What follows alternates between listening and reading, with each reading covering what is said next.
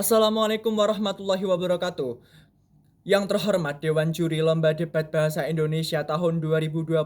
Perkenalkan saya Hafi Hudaifah, perwakilan dari SMA Negeri 1 Sleman, Daerah Istimewa Yogyakarta.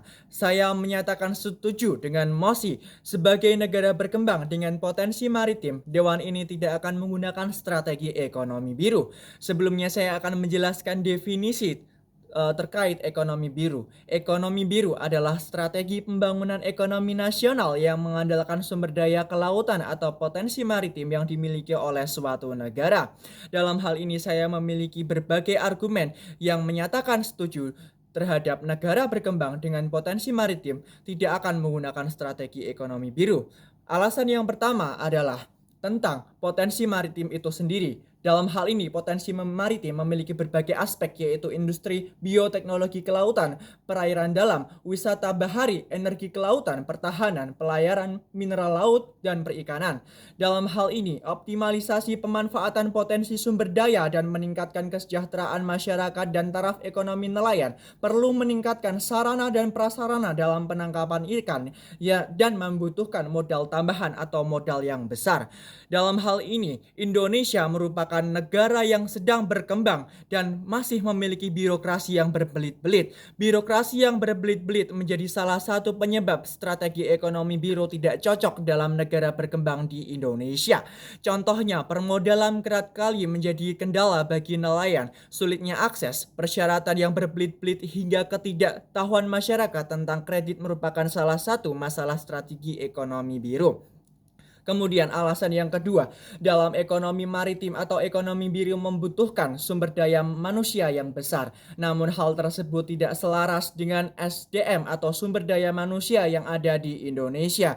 Yang kemudian kebutuhan pengelolaan kemaritiman dalam negara Indonesia harus memiliki sumber daya yang besar. Namun Indonesia tidak memilikinya. Akibatnya ketidakselarasan ini, ekonomi biru tidak selaras dengan adanya negara berkembang yaitu Indonesia. Hal ini dibuktikan dengan penguasaan nelayan terhadap informasi, contohnya informasi cuaca dan lokasi ikan, dan sektor-sektor kemaritiman lainnya yang menunjang nelayan. Hal ini membuat nelayan tersingkirkan dan mengakibatkan investor asing yang mengeksploitasi sumber daya maritim. Kemudian, negara berkembang harus memanfaatkan sumber daya manusia untuk mendapatkan kesempatan dan hak memanfaatkan sumber daya alam.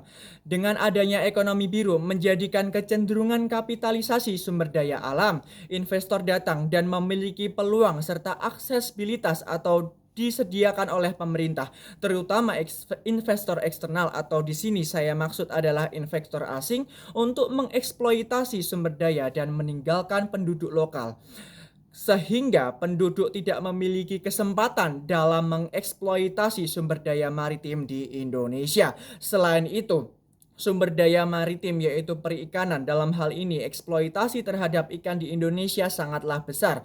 Target program Kementerian Kelautan Perikanan atau KKP untuk konsumsi ikan nasional adalah 62,5 kg per kapita per tahun. Produk pengolahan menurut KKP 90% didominasi oleh kapal-kapal asing. Kemudian menimbulkan berbagai masalah yaitu siklus hidup ikan, periode migrasi, posisi bulan, kondisi laut, penanganan pasca panen, ketersediaan pasar, kemudian dimensi dan konfigurasi kapal yang menyebabkan ekonomi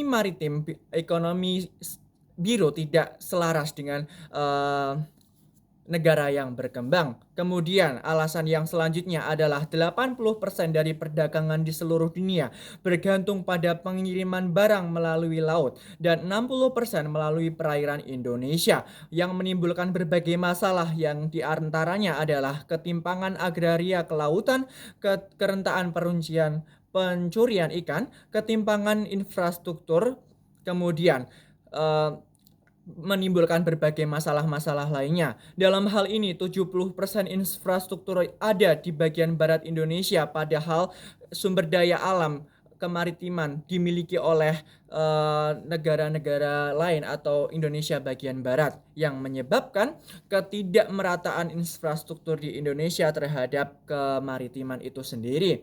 Hal ini menyebabkan ketidakcocokan antara infrastruktur dan juga kebutuhan mengenai sistem ekonomi biru yang menyebabkan sistem ekonomi biru tidak selaras dengan Indonesia sebagai negara yang berkembang. Selain itu, potensi kemaritiman adalah wisata bahari yang memfokuskan wisatawan asing masuk di Indonesia. Hal ini menyebabkan berbagai masalah, di antaranya masalah budaya yang ada di Indonesia, sehingga wisatawan lokal tersingkirkan karena pemerintah memfokuskan tentang wisatawan asing yang datang di Indonesia. Hal tersebut menjadikan salah satu faktor ekonomi biru tidak selaras dengan Indonesia. Saya menegaskan kembali bahwasanya ekonomi biru tidak selaras dengan Indonesia karena dalam argumen-argumen saya yang tadi saya sebutkan, yaitu tentang ketidakmerataan infrastruktur yang ada di Indonesia, kemudian sumber daya manusia yang kurang, kemudian ketersediaan infrastruktur yang masih kurang, kemudian masalah budaya dan masalah-masalah lainnya. Mungkin itu dari saya. Terima kasih. Wassalamualaikum warahmatullahi wabarakatuh.